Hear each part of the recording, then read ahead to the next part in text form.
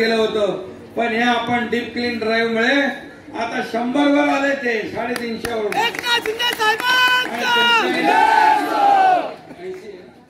तुमच्या रेट 80 पर्यंत आले, 80 पर्यंत आले, आणखी कमी करायचं. आणि म्हणून ही चळवळ जी आहे फक्त मुख्यमंत्र्याची नाही, सरकारची नाही, मुंबई महापालिकेची नाही, तर तुमच्या सगळ्या नागरिकांची ही चळवळ आहे. स्वच्छ अभियान आपण सगळेजण राबवूया आणि या संपूर्ण मुंबईला एक मोठा दिलासा मुंबईकरांना देऊया. अशा प्रकारचं मी आपल्याला सगळ्यांना शुभेच्छा देतो. त्यांचं 2000 पूर्वीचं पासूनच ते आपण घेतलेला विषय, तो आपल्याला न्याय मिळणार आहे. सुधारित GR काढायचा आहे, तो देखील काढण्याची प्रक्रिया सुरू झालेली आहे. आणि त्याचबरोबर अंशतः अनुदानित शाळा, त्याचबरोबर ज्या काही समस्या आपण बैठक लावू, साहेबांनी लगेच बैठक लावू आणि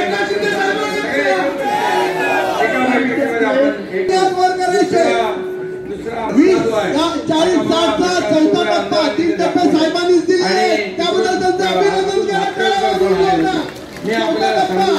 आणि शिक्षकांना देखील राज्य सरकारी कर्मचाऱ्यांप्रमाणे 1 नोव्हेंबर 2005 पूर्वी जे लागलेले आहेत त्यांना जुनी पेन्शन योजना ही लागू करण्याचा सुधारित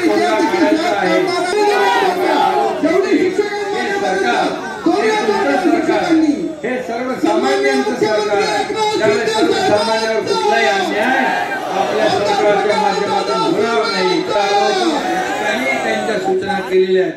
त्यामुळे आपण याच्यावर बैठक घेऊन मार्ग काढू. वन खात्याचा जो विषय आपण केलेला आहे, त्या वन खात्याच्या सेक्रेटरी रेड्डी यांना मी सांगतो, तातडीने अशा प्रकारची तातडीने अशी घाई गडबडीत कुठली कारवाई होता कामा नये, ती देखील आपण थांबवून टाकू. पण तुम्ही वन खात्याच्या आतमध्ये तिकडे जंगलमध्ये आणखी ते प्राणी अजून आतमध्ये पळवू नका, जंगलात त्यांना राहू द्या, नाहीतर ते बाहेर आले तर तुम्हाला त्यांच्या जागेवर जायला लागेल. आणि म्हणून आपण अर्बन फॉरेस्ट करतोय. जिथे जिथे आवश्यकता जागा आपल्याला मिळते, मी आयुक्तांना सांगितलंय तिथे बांबू प्लांटेशन करा. हे कसं होऊ शकेल, परंतु अर्बन फॉरेस्ट पण या मुंबईमध्ये झालेलं तुम्हाला पाहायला मिळेल, एवढंच या प्रसंगी. अरे फेडरेशनच्या अध्यक्षाला बोलवा ना, या तुम्ही वर या. तर या बाबतीत साहेबांनी लगेच बैठक लावून शिंदे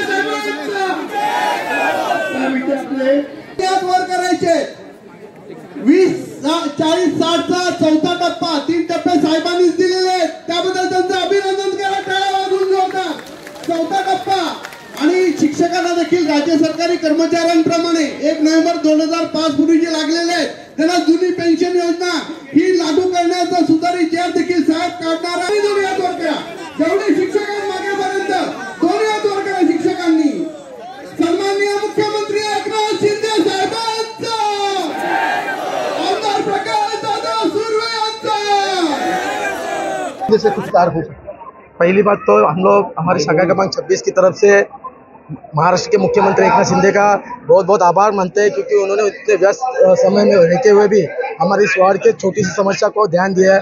एक तो हमारे इस वार्ड का सबसे बड़ा प्रॉब्लम है सिंह स्टेट का DP रोड, जो 120 फुट का रोड है, जो अभी डेवलप हो रहा है, लेकिन उसमें हमारे 340 रूम बाधित हो रहे हैं. तो वो नहीं होना चाहिए, वो रूम रोड का अलाइनमेंट होना चाहिए. उसके ऊपर हमने उनके बहुत निवेदन रखा. फिर हमारे जो दामोनगर फॉरेस्ट जो वन जमीन के ऊपर जो लोग रहते हैं, उन हजारों लोग रहते हैं, उनके ऊपर ही फॉरेस्ट कार्रवाई कर रहे हैं, तो कार्रवाई ना हो इसके लिए उनको हमने निवेदन दिया है.